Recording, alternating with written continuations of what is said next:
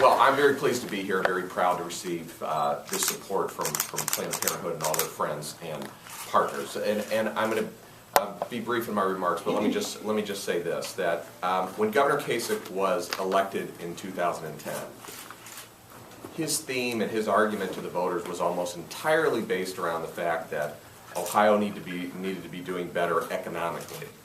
So we should have been able to anticipate that his administration would be almost entirely focused on economic development and creating jobs for people in Ohio. What we've gotten has been a series of extreme proposals, most of which have absolutely nothing to do with economic development, whether it's cuts to education or cuts to local government services that affect police and firefighters, or politicizing health care, in particular the decisions that women face sometimes in their greatest hours of need. That isn't what he campaigned on, but that is what the agenda has been since he's been in office. As Stephanie mentioned, when the restrictions that were passed in the budget bill this summer were signed into law by Governor Kasich, I had a conversation with Stephanie at that time. There were so many provisions that I thought were, again, not anything that the voters of Ohio were ever really given a choice about in 2010.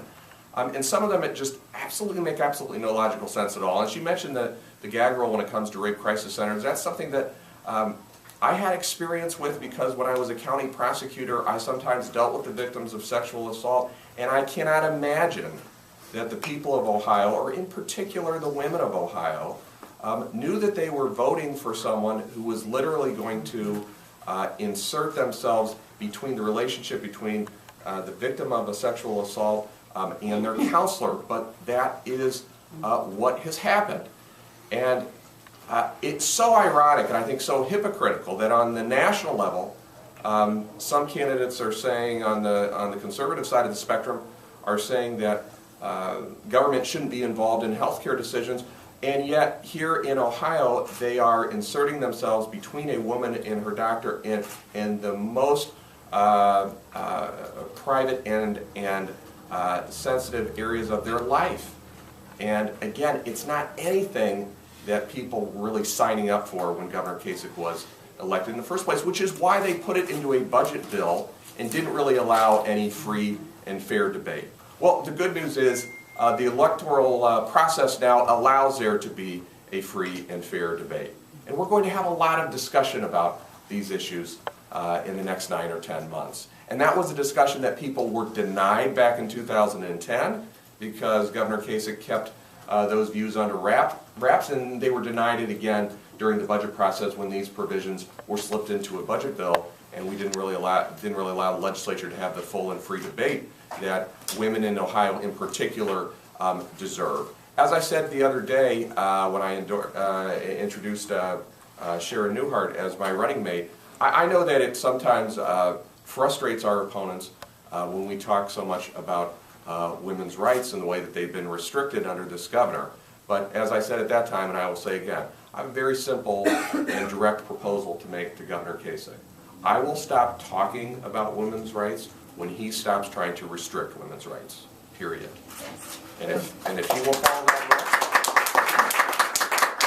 way. And I'm also just very proud to be here with this ticket. It's one of the most diverse and representative tickets in the history of the state of Ohio. It's, as Stephanie mentioned, everyone on the ticket is absolutely dedicated to these issues.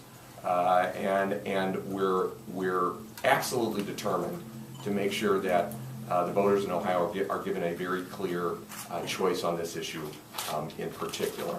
And that is particularly, I think, true of the person that I chose as my running mate, Sharen Neuhardt, who has so many great qualities and will serve so well in that capacity. But she's also somebody that I hope give the people of Ohio a real assurance about how strongly I feel about these issues, because she's somebody that's been a tireless advocate for them for many, many years. So I hope we've sent a clear message that this is going to be a real priority in a new administration after this November's election. So thanks again for the support, and we look forward to working with you all year long.